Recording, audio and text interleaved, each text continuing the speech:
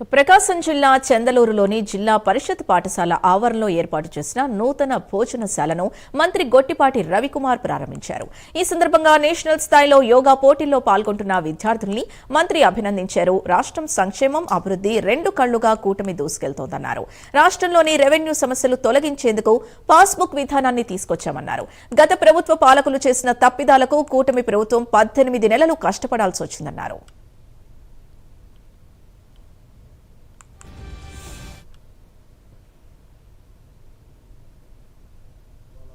Premier ద్వారా మన ఊరిలో కానీ అలవలపాడులో నూజలపాడులో దాదాపు 570 మందికి 30 లక్షల రూపాయలకు సంబంధించిన సైకిల్ అడిగాము సిఎస్ఆర్ గ్రాంట్లో.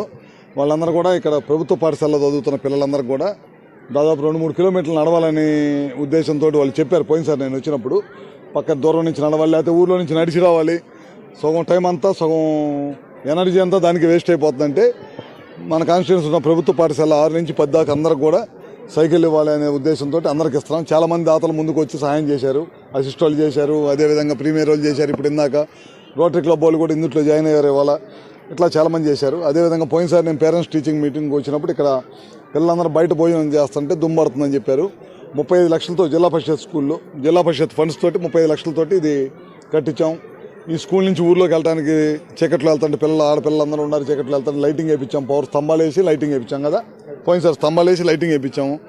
ఏదైనా సరే అవన్నీ కూడా ఈ గ్రామానికి సంబంధించింది. నాకు ఇప్పుడే ఆర్డీఓ గారు ఎంఆర్ఓ గారు కూడా చెప్పారు 2000 మందికి చిన్న సర్వీస్ ఇనాము ద్వారా ఇబ్బంది పడతా ఉన్నారు. వీళ్ళకి బ్యాంకులకు వెళ్ళినా సరే ఎక్కడ కూడా లోన్లు పుట్టట్లేదు. ఏదైనా అగ్రికల్చర్ ఇంప్లిమెంట్స్ కావాలంటే ప్రభుత్వం నుంచి సహాయం అందట్లా. గ్రామస్తులందరూ కూడా 10 సార్లు తిరిగితే మన ఎంఆర్ఓ గారు వీళ్ళందరూ కూడా కష్టపడి ఇక్కడే కూర్చొని అన్నీ కూడా ఈ ఊరు గ్రామస్తులతో మీటింగ్ పెట్టి చేసేసి మొత్తం క్లియర్ చేసి 2000 ఎకరాలక 2000 మంది రైతులు 2000 మంది రైతులకి వాళ్ళకందరికీ ఇబ్బంది లేకుండా చేయటమే కాకుండా వాళ్ళందరూ కూడా పసుపు పుస్తకాలు ఇస్తున్నాం.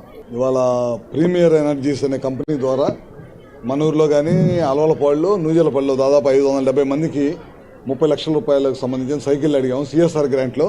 వాళ్ళందరూ కూడా ఇక్కడ ప్రభుత్వ పాఠశాలలో చదువుతున్న పిల్లలందరూ కూడా దాదాపు 2-3 కిలోమీటర్లు నడవాలని ఉద్దేశంతో వాళ్ళు చెప్పారు.